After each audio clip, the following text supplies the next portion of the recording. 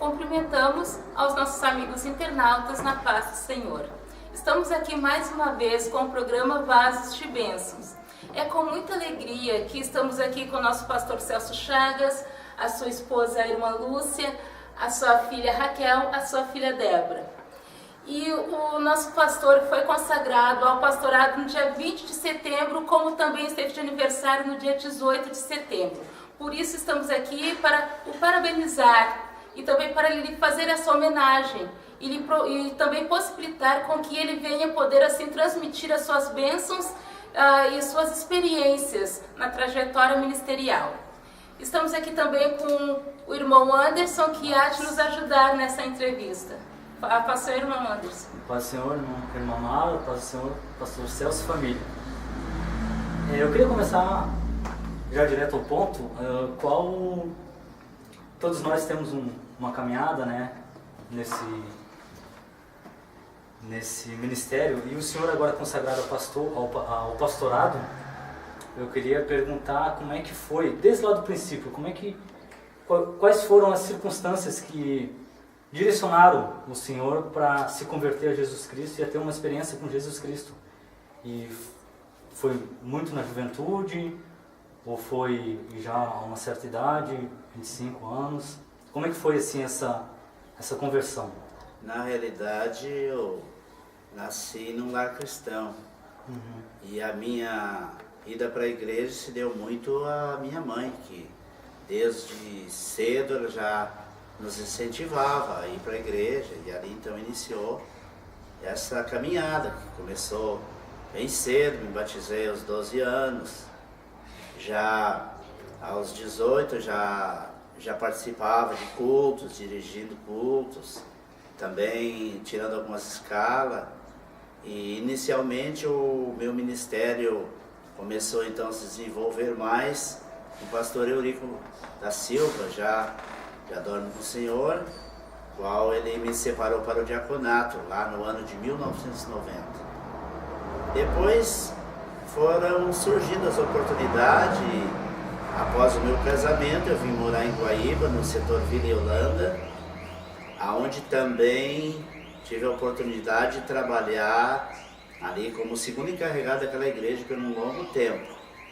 E graças a Deus, que Deus foi nos abençoando e a gente foi sempre tendo essa oportunidade de fazer a obra de Deus. E depois, ao decorrer do tempo, no ano de 1997, então já na oportunidade de presbítero da igreja, de assumir um campo de trabalho como obreiro integrado na obra de tempo integral, que foi no setor Primavera. Então ali no setor Primavera a gente trabalhou 1 ano e meio, e posteriormente, pela uma necessidade, fomos transferidos para o setor Serrinha, setor também que é coordenado pela nossa sede aqui. E lá, pela graça de Deus, ficamos ali como obreiro 4 anos, desenvolvendo um trabalho naquela área. E então no ano de 2002 foi a nossa chegada aqui no setor Santa Rita, onde chegamos aqui, ainda como presbítero da igreja. No ano de 2010, então fomos separados a evangelista da igreja. E agora então, nesta data de 20 de setembro, chegou o sonho, se realizou, que é um sonho que a gente ao longo dos anos vinha almejando. E pela graça de Deus, hoje então, já somos um dos pastores da nossa Circuladeus. Amém. E é uma curiosidade assim nossa, até mesmo assim da juventude, né? Na sua juventude sentiu assim o chamado assim para trabalhar na obra? Como foi antes de lhe chamarem para trabalhar na obra? Sentia antes essa vontade de fazer a obra de Deus? Sempre fui muito dinâmico desde cedo, viajando inclusive para congressos, Curitiba. Já jovem, muito jovem, sem nem conhecer, já indo para congresso com outros jovens. Participei da liderança da mocidade durante 4 anos em Barra do Ribeiro, sempre trabalhando, sempre ali trabalhando, substituindo obreiros de experiência, e graças a Deus, Deus nos honrou sempre que procuramos fazer a obra com muita dedicação, com muito carinho e, acima de tudo, com muita humildade, porque Deus sempre tem prazer em usar as pessoas humildes. Esse deve ser um requisito de todo aquele que deseja um dia, almeja chegar a um estágio maior no ministério. Nunca se esquecer que ele tem que ser humilde, fazer as coisas com muita humildade. E graças a Deus, Deus nos acompanhou. Mas eu sempre tive todas as congregações que a gente chegou. Lembro-me quando eu cheguei em Guaíba, que eu disse: agora eu quero ficar descansando um pouco, porque tenho trabalhado bastante. Mas o obreiro já me chamou e disse: não, você vai fundar um trabalho da juventude que não tem aqui na Vila Holanda. Foi eu e a minha esposa, que já dorme com o Senhor, fundamos um trabalho ali de juventude, e hoje a Vila Holanda é um dos grandes setores. Então eu sempre tive esse desejo no coração de fazer a obra de Deus. E sou grato a Deus por ter podido ajudar na obra de Deus e contribuir para que essas coisas acontecessem. Amém. Eu tenho mais uma pergunta também, irmão, a respeito do seu ministério também. Como é que foi essa experiência do Senhor? Porque nós temos na Bíblia também relatos de homens que foram chamados por Deus. Mas existiu todo um processo, né, nessa pessoa, nesse homem. E como é que foi para o Senhor, assim? O Senhor já sentiu o chamado, né? Bem no início, assim. Mas como é que foi o processo de trabalhar na obra, mas ainda estar trabalhando em outro serviço, para a dedicação integral ao ministério? Como é que foi? O Senhor relutou? O Senhor teve algumas dificuldades, alguns obstáculos para enfrentar? Sim. Na realidade foi muito difícil, porque quando eu recebi o convite para integrar de tempo integral na obra, o pastor Ibaldo pediu que um obreiro fosse até a minha residência falar comigo. Eu tinha um bom salário na empresa que eu trabalhava, tinha um trabalho importante para mim, e naquela hora foi um pouco difícil. Eu lembro-me que o pastor Ibaldo disse: olha, é uma oportunidade que tu está tendo, estou colocando diante de ti, embora a situação financeira seria bem diferente. Mas como Deus já vinha me preparando há um bom tempo, então naquele momento eu optei por realmente largar tudo, porque seria ali o início de uma jornada que eu sempre, na realidade, sonhei e sempre tive o desejo de um dia trabalhar de tempo integral na obra. E a partir daquele momento, então, tomei a decisão, e posso dizer que louvo a Deus pela minha decisão, porque nunca me arrependi, nunca tive o desejo de voltar atrás. Deus tem me abençoado e eu tenho conseguido servir a Deus com alegria no coração, que isso é uma coisa mais importante. E mais uma coisa também, a convicção. A convicção é algo muito importante, porque um homem chamado, ele tem que ter convicção, independente do que ele passar, independente daquilo por onde ele andar. A circunstância não pode influir no teu chamado, não pode. E sim, tu tendo aquela desejo, tendo aquela consciência que tu é um chamado de Deus, tu enfrenta, e Deus sempre está contigo, Deus sempre esteve comigo. Eu louvo a Deus por isso. Amém. E falando nestas dificuldades, né, porque quando a gente todo servo de Deus, quando se propõe a fazer a obra, vem muita luta, vem muita dificuldade. E assim no ministério, no seu ministério, surgiu muitas dificuldades, muitos obstáculos, e com certeza, né, se surgiram, foram vencidos, né. E assim, conta-nos mais sobre os benefícios que o Senhor recebeu com a vitória desses obstáculos, né. Fale da sua superação, né, de tudo, né. O ministério, ele é algo maravilhoso, mas ele tem um preço, tem uma dedicação da vida da gente. E a gente tem que conviver também com a incompreensão das pessoas. Porque quando tu te propõe a fazer algo sério para Deus, sempre surgem oposições. A Bíblia, ela relata sobre isso aí. Homens de Deus que tinham um projeto de Deus, sabiam o que tinham, mas os inimigos eles queriam, de uma maneira ou outra, tentar impedir o progresso daquela obra. Então, um obreiro que entra no ministério e não tem essa concepção, ele dificilmente ele chegará ao final, porque nós temos que entender que realmente isso é muito difícil. A incompreensão das pessoas, a não aceitação por parte de alguns.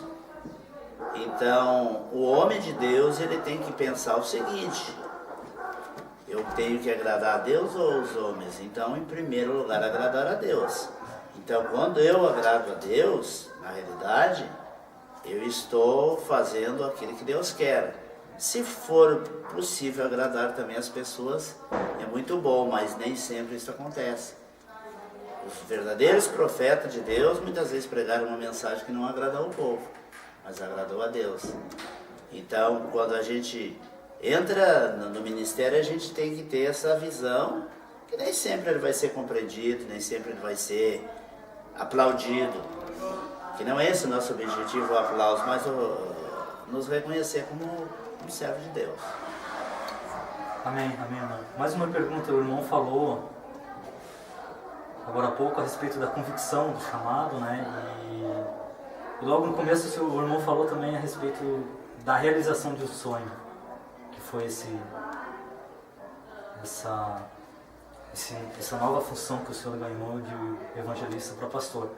Mas logo, durante o caminho, a caminhada inteira, o senhor já tinha essa convicção que seria pastor? O ministério a gente sempre procura galgar passo a passo, na verdade.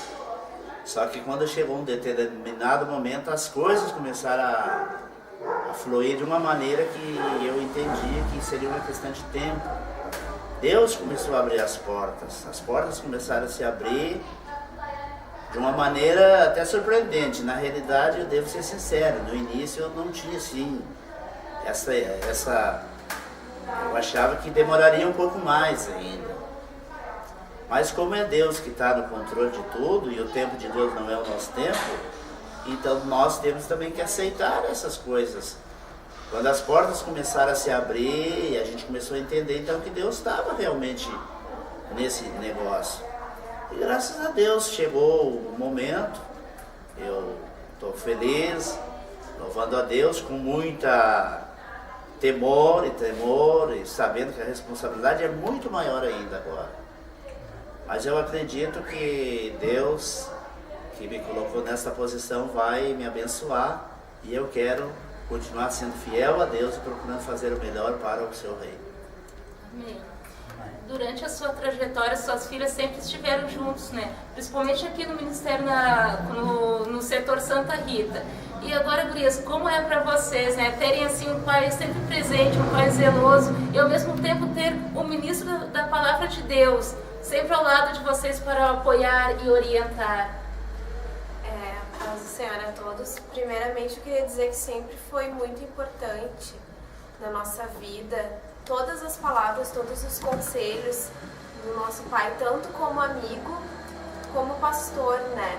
E é difícil, às vezes, conciliar as duas coisas, porque a gente sabe que a vida de um pastor, de um servo de Deus, é muito corrida. Sempre tem os irmãos para atender, tem a obra que necessita, né? Mas em todos os momentos, assim, a gente sempre sentiu que a gente nunca ficou em segundo plano. Sempre tinha um tempinho ali, chegava do culto correndo, filha, vem cá que o pai quer conversar, né? E uma coisa muito importante, assim, que ele sempre falou, o pai, além de conselheiro, além de amigo, o pai é o pastor de vocês, que orienta, né? Que dá aquela palavra de Deus na hora. Às vezes a palavra de pai quer dizer uma coisa, mas a palavra de pastor, de obreiro é outra, né? E isso sempre foi muito importante para a nossa vida espiritual. Também, eu sei que às vezes é difícil considerar o pai um amigo, né? Mas o pai sempre falou, o pai não é um carrasco, o pai é o amigo de vocês. A gente sempre teve essa confiança nele, de conversar, de chegar e expor os nossos pensamentos. E graças a Deus, assim, eu dou graças a Deus pela vida do meu pai e hoje meu pastor mesmo, né? Boa noite a todos também. Eu queria dizer que é muito importante a vida do pai para nós. Ele, como pastor, sempre foi um exemplo de fé. Se alguém me perguntasse quem é teu exemplo de fé, é o meu pai. Porque em todos os momentos que a gente mais precisou, ele sempre tinha um tempo pra gente. Às vezes até nos deveres de casa, ele chegava cansado dos cultos, ia lá e tinha um tempinho para ajudar a gente a fazer os deveres de casa. Também no momento que a gente mais precisou na nossa vida, né, que a gente só tinha ele para contar, ele nunca nos deixou na mão. Ele fazia comida, ele nos levava no colégio, ele chegava em casa e ia estudar a palavra para chegar de noite no culto e ter força para falar para os irmãos, né? E atender os irmãos também da igreja. Então o pai nunca deixou a desejar, assim, em todos os momentos da nossa vida que a gente mais precisou, ele sempre esteve do nosso lado. Então, para mim, é uma dádiva de Deus, é um presente de Deus a vida dele para nós. Porque ele é o melhor pai do mundo, o melhor pastor do mundo, e ele é muito importante na nossa vida. Tudo que eu tenho hoje, tudo que eu sou na igreja, meus trabalhos sempre foi me espelhando no meu pai. Benção. Amém. Mais uma pergunta agora para a irmã Débora. Vocês, como filha agora do pastor, né, sempre trabalharam com crianças, adolescentes e jovens lá no setor Santa Rita. E agora tem acontecido algo bem legal, um trabalho bem legal que eu assisti muito, é o teatro, o grupo de teatro de vocês. E uma pergunta para a irmã Débora: como é que tem sido esse trabalho com jovens? Como é que tem sido encontrar esses jovens e ajudar eles a desenvolver essa afinidade com o teatro? E como é que é? Conta mais desse trabalho. A maioria dos jovens, na realidade, sempre gosta de fazer alguma coisa diferente, né? E na igreja o louvor é muito importante, a palavra é muito importante, e agora a gente está encontrando também formas de falar do amor de Deus através do teatro. E os jovens que estão conosco hoje no grupo, muitos deles não tinham atividades na igreja. E a gente começou a perceber, mas essa pessoa tem um jeito para falar para as pessoas, tem um jeito expressivo, né? E a gente começou a puxar eles para o grupo de teatro, para eles se sentirem úteis na obra de Deus. E tem sido muito importante porque o pessoal está bem unido e o nosso principal objetivo com o teatro hoje é o evangelismo. Ganhar almas para o reino de Deus, né? E a parte que entra o ministério da igreja é que a gente tem recebido apoio extremo dos obreiros, do pai, né, do nosso pastor hoje, que tem nos apoiado muito nisso, porque às vezes é difícil a gente encontrar abertura para fazer esse tipo de trabalho, porque é um trabalho difícil, um trabalho cansativo, exige muitos ensaios, tempo na igreja, né, de horários para ensaiar, e a gente tem tido esse apoio, e tem sido uma bênção, que a gente tem conseguido alcançar muitas vidas. A gente tem feito esse projeto nas escolas também. Agora esse ano a gente quer fazer mais cultos na rua, evangelístico, né, que isso é uma coisa que é um modo de chegar nas pessoas, né, que eles às vezes nem esperam que a gente vai falar do amor de Cristo, e a gente tá ali, faz uma brincadeira, alguma coisa, quando eles veem, a gente aborda eles com a palavra de Jesus. Amém. E eu me sinto muito feliz com esse trabalho hoje. Só mais uma perguntinha, é bem legal às vezes que eu assisti lá eu vi que é bem estruturado, é bem ensaiado e desenvolvido. Vocês, quando começaram esse grupo de teatro, vocês buscaram alguma ferramenta de fora? Como é que foi esse início? Sim. Algum treinamento? No início já faz 10 anos praticamente que a gente tem um grupo, desde que eu cheguei na Santa Rita, que a gente tem chamado o pessoal para fazer a obra, né? Só que em muito tempo às vezes vinha mudando de um para o outro. E aí a gente começou a fazer oficinas, trazer o pessoal de outras companhias de teatro cristão para nos dar oficina, para aprimorar, né? A gente tem a oficina de expressão, oficina de linguagem, até alongamento, aquecimento que a gente faz, porque às vezes a gente tem que fazer algum gesto mais de se atirar no chão, de alguma coisa assim, né? Então a gente tem buscado também apoio do pessoal que entende mais, que tem mais técnica, né? Então tá bom. Amém, que bom, né? E agora para a irmã Lúcia, né? Irmã, como esposa de um pastor, e o que a senhora tem a dizer para as demais esposas de obreiro que estão assistindo, né? Assistindo este programa, o que tem a dizer sobre como orientar, como estar junto, ao lado, né, de um ministro de Deus, e qual a importância da esposa, né, para o obreiro, qual a importância da esposa do obreiro para o ministério, para que esse ministério venha a ser bem sucedido. Então, em primeiro lugar, paz do Senhor a todos. E para mim tem sido assim um privilégio muito grande, uma honra que Deus tem me dado de ser esposa de um pastor. Eu vejo só, Deus é Deus de coisas grandes. Uns anos atrás, meu sonho era ter um esposo cristão ao meu lado. Era isso que eu pedia ao Senhor. E o Senhor, por sua misericórdia, né, pelo seu amor, me colocou ao lado de um homem de Deus, né, de um presbítero e agora um pastor. Então, eu não tenho assim palavras para agradecer ao Senhor. Todos os dias eu me levanto, né, agradeço ao Senhor. O Senhor tem me dado essa bênção tão grande. Sei que sou muito pequena, né, para grandes coisas que o Senhor tem me dado. E por enquanto estou aprendendo. Eu não saberia ainda dizer assim como me portar ao lado de um pastor, porque estou aprendendo, porque faz 1 ano e pouco, né, que a gente casou, que a gente está junto. Então, eu tenho pedido ao Senhor graça, sabedoria para me ajudar. E certamente daqui quem sabe, uns 2, 3 anos, eu posso responder essa pergunta, se quiser. Então, né, foi um prazer, né, estarmos aqui com vocês. Que Deus continue abençoando mais e mais a vida do pastor Celso Chagas e da sua família. E ficamos por aqui. Contudo, estamos providenciando mais momentos como este, né, entrevistando assim servos de Deus que se propõem em passar suas experiências de vida consagradas ao Senhor, que se propõem a passar suas experiências a nós, né? Então, graça e paz a todos os que nos prestigiam, que estão aqui nos assistindo, a todos os nossos, né, internautas. E mais uma vez, muito obrigada, pastor Celso, e a sua família. Né? Deus abençoe.